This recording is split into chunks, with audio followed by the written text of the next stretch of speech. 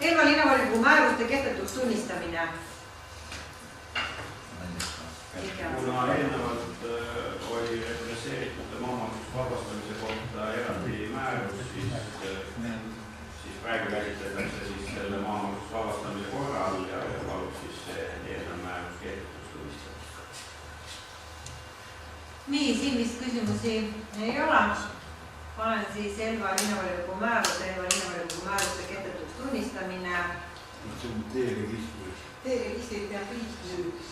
Eelnõuna hääletusele. Ei pea oma registri. T-registri määrus ka.